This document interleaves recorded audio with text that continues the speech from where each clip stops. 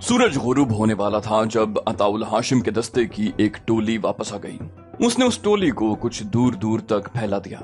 उसने हर किसी को बता दिया था कि ये तीनों जासूस और तखरीबकार हैं। हो सकता है उनके साथियों को मालूम हो कि ये यहाँ हैं और वो इन्हें छुड़ाने के लिए हमला करें। इन इंतजामात के बाद वो आराम के लिए लेट गया।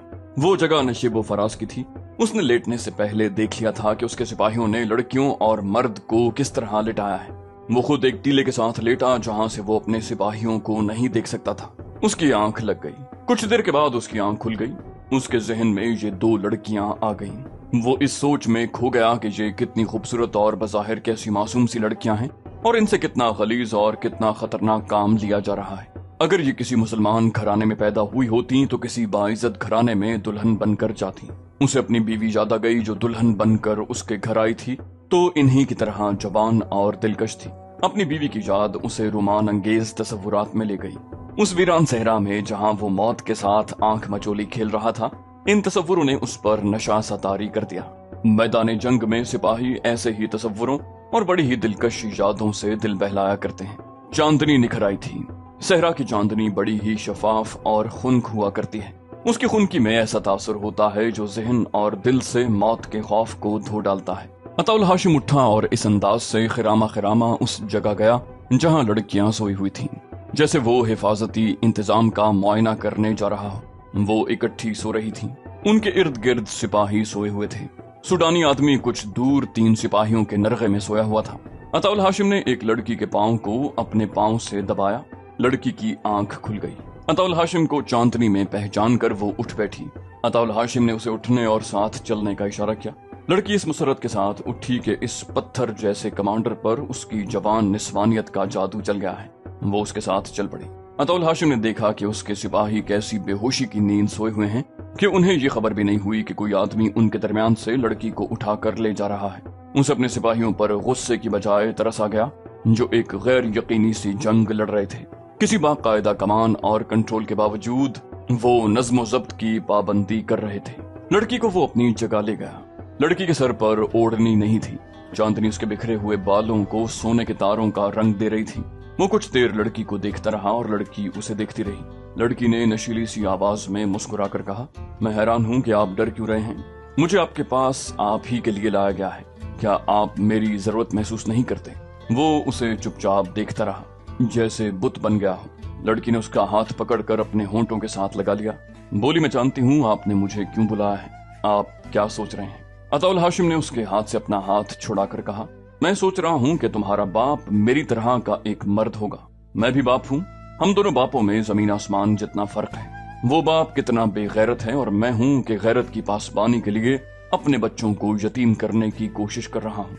लड़की ने कहा, मेरा कोई बाप नहीं। देखा होगा, उसकी सूरत याद नहीं। अताउल हाशिम ने पूछा, मर गया था? वो बोली, ये भी याद नहीं। अताउल हाशिम ने कहा, और माँ? लड़की ने कहा, कुछ भी याद नहीं।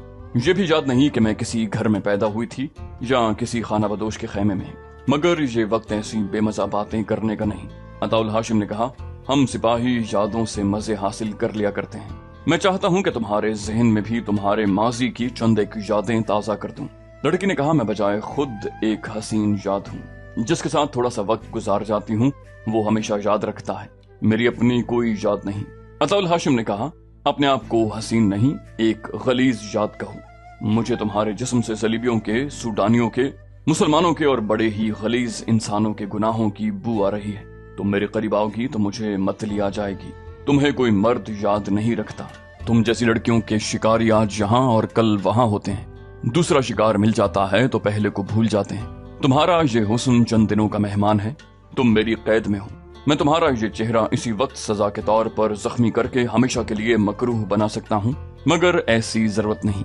ये सहरा, शराब, हशीश और बदकारी तुम्हें साल के अंदर अंदर मुरझाया हुआ फूल बना देगी, जिसे लोग उठाकर बाहर फेंक देंगे। ये सलीबी और ये सूडानी तुम्हें भीख मांगने के लिए बाहर निकाल देंगे।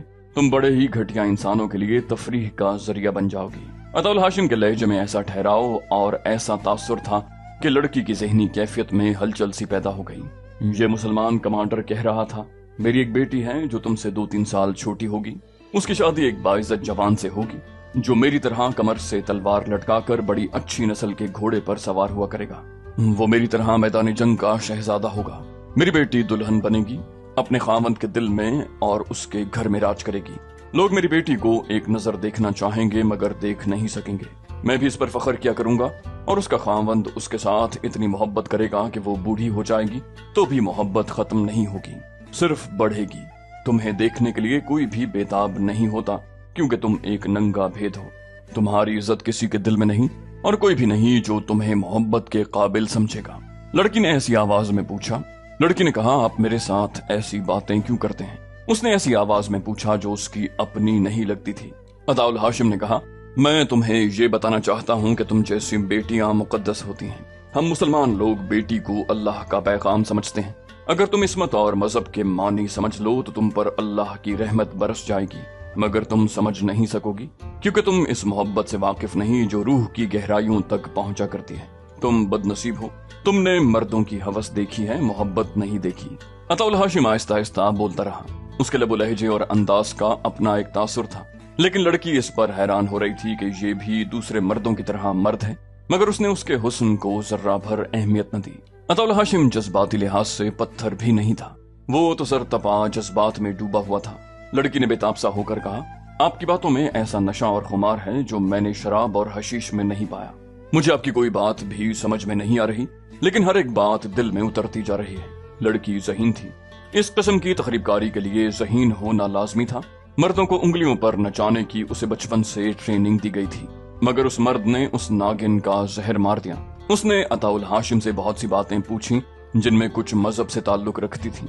उसके लहजे और अंदाज में अब पेशावराना अदाकारी नहीं थी, वो अपने कुदरती रंग में बातें कर रही थी। उसने पूछा, मुझे आप लोग क्या सजा देंगे? अताउल हाशिम ने कहा, मैं तुम्हें कोई सजा नहीं दे सकता, कल सुबह तुम्हें अपने सालार आला के हवाले कर दूंगा।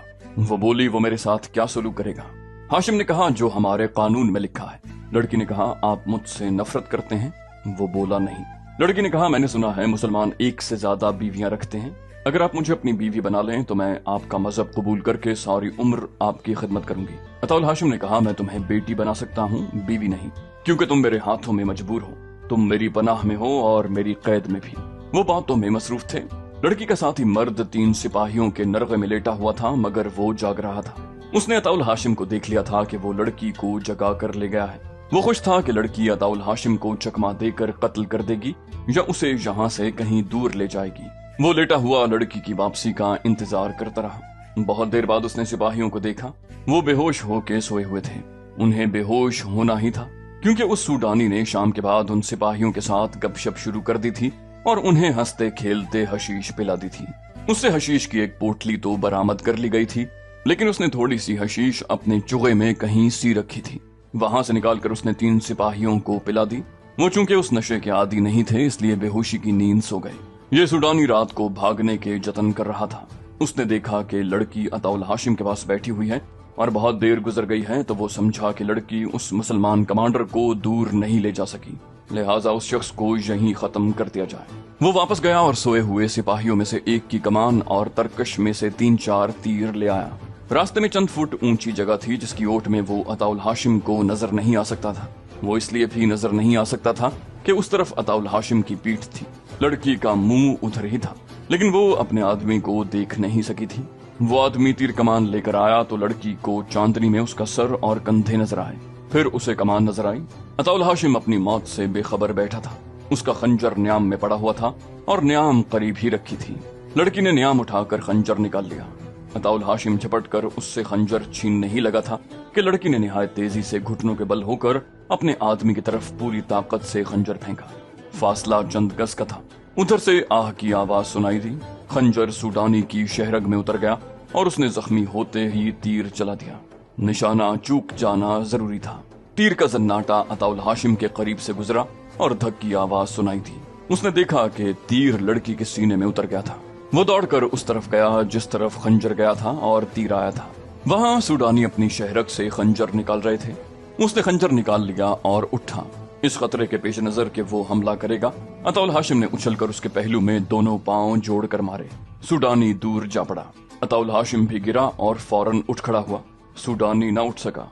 उसकी शहरग से खून उबल उबल कर निकल रहा था। अताउल हाशिम ने खंजर उठाया और लड़की के पास गया।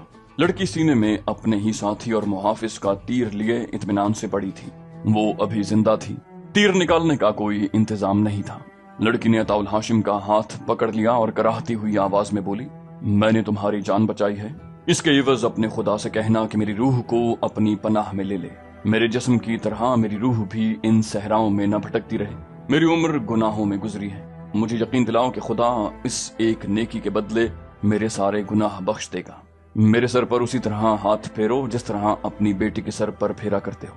अताउल हाशिम ने उसके सर पर हाथ फेर कर कहा, अल्लाह तेरे गुनाह बख्श देगा। तुझसे गुनाह करवाए गए हैं, तू बेगुनाह है। तुझे किसी ने नेकी की रोशनी दिखाई ही नहीं। लड़की ने दर्द की शिद्दत से कराहते हुए अताउल हाशिम का हाथ बड़ी मजबूती से पकड़ लिया और बड़ी तेजी से बोलने लगी। उसने कहा, यहाँ से 3 कोस दूर सूडानियों का एक अड्डा है। वो लोग आप सबको खत्म करना चाहते हैं। गौर से सुनो, आपकी फौज इतनी ज्यादा फैल गई है कि उसकी किस्मत में अब मौत या कैद है।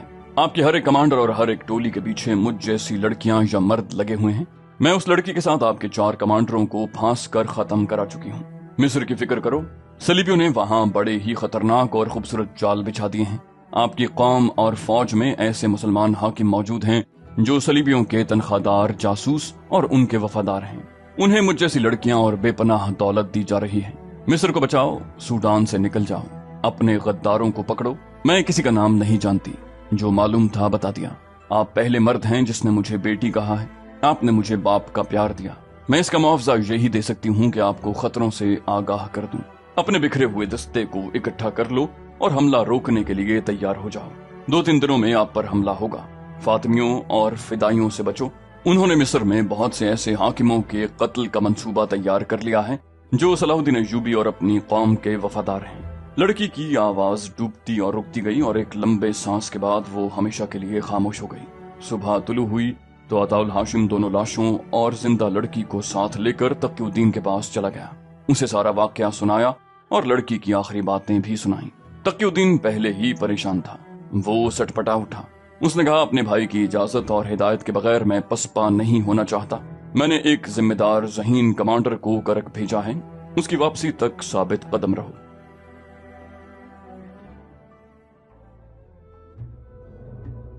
सुल्तान अय्यूबी ने कासिद कमांडर की बयान की हुई जंगी सूरत हाल पर गौर किया तो अपने मुशीरों को बुलाकर उन्हें भी तफसील सुनाई। उसने कहा, बिखरी हुई फौज को यकजा करके पीछे हटाना आसान काम नहीं। दुश्मन उन्हें यकजा नहीं होने देगा। पसपाई से उस फौज के जज्बे पर भी बुरा असर पड़ेगा जो मिस्र में है और जो यहाँ मेरे साथ है, और कौम का दिल टूट जाएगा। मगर हकायक से फरार भी मुमकिन नहीं। अपने आप को फरेब देना भी खतरनाक है। हकायक का तकाजा ये है कि तकीउद्दीन अपनी फौज को वापस ले आए। हम उसे कुमक नहीं दे सकते। हम करक का महासरा उठाकर उसकी मदद को नहीं पहुंच सकते। मेरे भाई ने बहुत बड़ी गलती की है। बड़ी ही कीमती फौज जाया हो रही है। एक आला हाकिम ने कहा, यह जाती वक़ार का मसला नहीं बनना चाहिए। हमें सूडान की जंग से दस्तबरदार होने का फैसला करना चाहिए। कायदीन और हुकाम के गलत फैसलों से फौज बदनाम हो रही है। हमें कौम को साफ अल्फाज में बता देना चाहिए कि सूडान में हमारी नाकामी की जिम्मेदारी फौज पर आयद नहीं होती। सुल्तान अय्यूबी ने कहा, बिलाशुबा ये मेरे भाई की गलती है और ये मेरी गलती भी है कि मैंने तकीउद्दीन को इजाजत दी थी कि हालात के मुताबिक जो कार्रवाई मुनासिब समझे मुझसे पूछे बगैर कर गुजरे। उसने इतनी बड़ी कार्रवाई हकायक का जायजा लिए बगैर कर दी और अपने आप को दुश्मन के रहमो करम पर छोड़ दिया। मैं अपनी और अपने भाई की लग़्ज़िशों को अपनी कौम से और नूरुद्दीन जंगी से छुपाऊंगा नहीं। मैं तारीख को धोखा नहीं दूंगा। मैं अपने कागजात में तहरीर कराऊंगा कि इस शिकस्त की जिम्मेदार फौज नहीं हम थे, वरना हमारी तारीख को आने वाले हुक्मरान हमेशा धोखा देंगे। मैं सल्तनत इस्लामिया के आने वाले हुक्मरानों के लिए ये मिसाल कायम करना चाहता हूँ कि वो अपनी लग़्ज़िशों पर पर्दा डालकर बेगुनाहों को तारीख में जलील न करें। ये ऐसी गलती और ऐसा फरेब है जो कुर्रे अर्स पर इस्लाम को फैलने की बजाय सुकड़ने पर मजबूर करेगा। सुल्तान अय्यूबी का चेहरा लाल हो गया। उसकी आवाज कांपने लगी। यूं मालूम होता था जैसे वो अपनी जबान से पसपाई का लफ्ज कहना नहीं चाहता। वो कभी पसपा नहीं हुआ था। उसने बड़े ही मुश्किल हालात में जंगें लड़ी थी, मगर अब हालात ने उसे मजबूर कर दिया था। उसने तकीउद्दीन के भेजे हुए कमांडर से कहा, तकीउद्दीन से कहना कि अपने दस्तों को समेटो और उन्हें थोड़ी थोड़ी नफरी में पीछे भेजो। जहां दुश्मन ताकुब में आए वहां जम कर लड़ो और इस अंदाज से लड़ो कि दुश्मन तुम्हारे ताकुब में मिस्र में दाखिल न हो जाए। दस्ते जो मिस्र में पहुंच जाएं उन्हें इकट्ठा रहने का हुक्म दो ताकि मिस्र पर दुश्मन हमला करे तो उसे रोक सकूं। محفوظ پسپائی کے لیے چھاپاماروں کو استعمال کرو، کسی دستے کو دشمن کے گھیرے میں چھوڑ کر نہ آنا۔ میں پسپائی بڑی مشکل سے برداشت کر رہا ہوں، میں یہ خبر برداشت نہیں کر سکوں گا کہ تمہارے کسی دستے نے ہتھیار ڈال دیے ہیں۔ پسپائی آسان نہیں ہوتی، پیش قدمی کی نسبت محفوظ اور باعزت پسپائی بہت مشکل ہے۔ حالات پر نظر رکھنا، تیز رفتار قاصدوں کی ایک فوج اپنے ساتھ رکھنا۔ میں تحریری پیغام نہیں بھیج رہا کیونکہ خطرہ ہے کہ تمہارا قاصد راستے میں پکڑا گیا تو دشمن کو معلوم ہو جائے گا کہ تم پسپا ہو رہے ہو۔ سلطان ایوبی نے قاصد کمانڈر کو بہت سی ہدایات دیں اور اسے رخصت کر دیا۔ اس کے گھوڑوں کے قدموں کی آواز ابھی سنائی دے رہی تھی کہ زاہدان خیمے میں داخل ہوا اور کہا کہ قاہرہ سے ایک قاصد آیا ہے۔ سلطان ایوبی نے اسے اندر بلا لیا۔ وہ انٹیلیجنس کا عہدیدار تھا، وہ مصر کے اندرونی حالات کے متعلق حوصلہ شکن خبر لایا تھا۔ اس نے بتایا کہ وہاں دشمن کی تخریب کاری بڑھتی جا رہی ہے۔ علی بن سفیان اپنے پورے محکمے کے ساتھ شب و روز مصروف رہتا ہے۔ حالات ایسے ہو گئے ہیں کہ فوجی بغاوت کا خطرہ پیدا ہو گیا ہے۔ سلطان ایوبی کے چہرے کا رنگ ایک بار تو اڑ ہی گیا۔ اگر صرف مصر کا غم ہوتا تو وہ پرواہ نہ کرتا۔ اس نے مصر کو بڑی ہی خطرناک حالات سے بچایا تھا۔ صلیبیوں اور فاطمیوں کی تخریب کاری کی بڑی ہی کاری ضربیں بیکار کی تھی۔ سمندر کی طرف سے صلیبیوں کا بڑا ہی شدید حملہ روکا تھا۔ خلیفہ تک کو معزول کر کے نتائج کا سامنا دلیری اور کامیابی سے کیا تھا، مگر اب کرک کو محاصرے میں لے کر وہ وہاں پابجولہ ہو گیا تھا۔ وہاں سے اس کی غیر حاضری میدان جنگ کا پانسا اس کے خلاف پلٹ سکتی تھی۔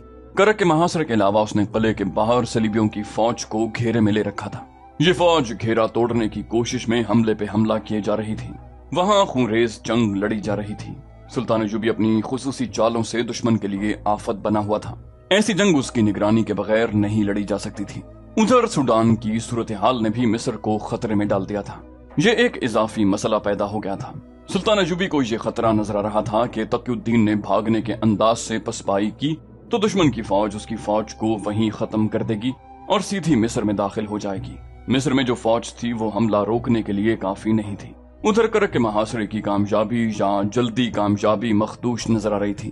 دونوں محاذوں کی کیفیت میں مصر میں بغاوت کے خطرے کی خبر ایسی چوٹ تھی جس نے سلطان ایوبی کے پاؤں ہلا دیے۔ وہ کچھ دیر سر جھکائے ہوئے خیمے میں ٹہلتا رہا، پھر اس نے کہا، میں صلیبیوں کی تمام تر فوج کا مقابلہ کر سکتا ہوں، اس فوج کا بھی جو انہوں نے یورپ میں جمع کر رکھی ہے، مگر میری قوم کے یہ چند ایک غدار مجھے شکست دے رہے ہیں۔ کفار کے یہ ہواری اپنے آپ کو مسلمان کیوں کہلاتے ہیں؟ وہ غالباً جانتے ہیں کہ انہوں نے مذہب تبدیل کر لیا تو عیسائی انہیں یہ کہہ کر دھتکار دیں گے کہ تم غدار ہو، ایمان فروش ہو، اپنے مذہب میں رہو، ہم سے اجرت لو اور اپنی قوم سے غداری کرو۔ وہ خاموش ہو گیا۔ اس کے خیمے میں جو افراد موجود تھے وہ بھی خاموش تھے۔ سلطان ایوبی نے سب کو باری باری دیکھا اور کہا، خدا ہم سے بڑا ہی سخت امتحان لینا چاہتا ہے۔ اگر ہم سب ثابت قدم رہیں تو ہم خدا کے حضور سرخرو ہوں گے۔ اس نے اپنے ساتھیوں کا حوصلہ بڑھانے کے لیے یہ بات کہہ دی، لیکن اس کا چہرہ بتا رہا تھا کہ اس پر گھبراہٹ طاری ہے جسے وہ چھپانے کی کوشش کر رہا تھا۔